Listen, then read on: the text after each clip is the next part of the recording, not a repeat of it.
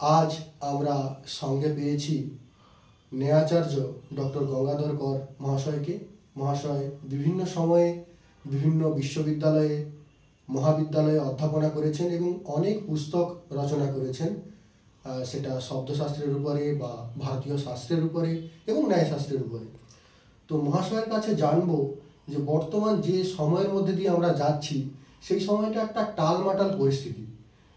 সমাজে মানুষের চরিত্র গঠনের মধ্যেও কিছু খামতি থেকে যাচ্ছে বা আমরা আমাদের ঐতিহ্যকে ভুলে যাচ্ছি। এই রকম সময়ে সংস্কৃত ভাষার ঠিক প্রয়োজনীয়তাটা কোথায়? ধন্যবাদ। সংস্কৃত ভাষার প্রয়োজনীয়তা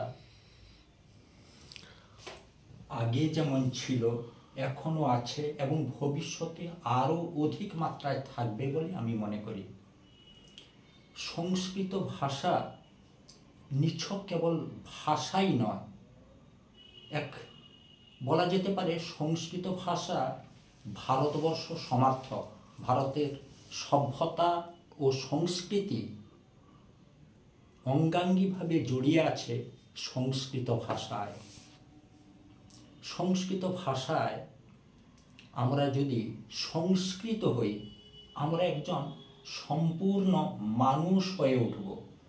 আমরা শুধু আকারগতভাবে মানুষ, কিন্তু প্রকৃত মানুষ নই। কারণ মানুষের যে বৃত্তি, সেই বৃত্তি থেকে বর্তমানকালে আমরা অনেকটা সরে এসেছি।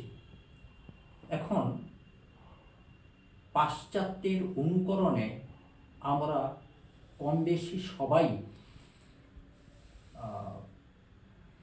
মত্ত। আর আমরা ভাবি আমাদের যেগুলো প্রাচীন সভ্যতা, সাহিত্য, সংস্কৃতি, সেগুলো খুব একটা গুরুত্ব নেই। আর পাশ্চাত্যকে অনুকরণের মাধ্যমে আমরা নিজেদের সর্বসমক্ষে তুলে ধরতে চাই, কিন্তু আমরা ভুলে যাই যে আমাদের শিকড় পাশ্চাত্যে নয়, প্রাচ্যেই নিহিত। একজন মানুষ, তাকে মানুষ হয়ে উঠতে গেলে সংস্কৃত শাস্ত্রের দ্বারস্থ তাকে হতেই হবে, নানা পন্থা।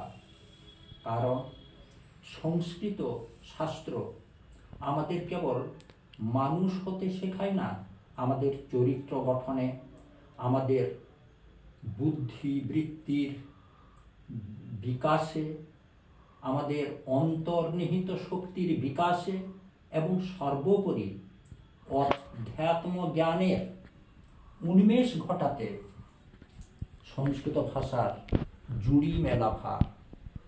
সুতরাং আমার মনে হয় প্রতিটি মানুষের, যে কোনো বয়সেরই হোক, আমাদের ভারতবর্ষের উন্নতির জন্য, সমাজের উন্নতির জন্য, দেশের ও দশের সমৃদ্ধির জন্য সংস্কৃত ভাষা শেখা একান্ত কর্তব্য।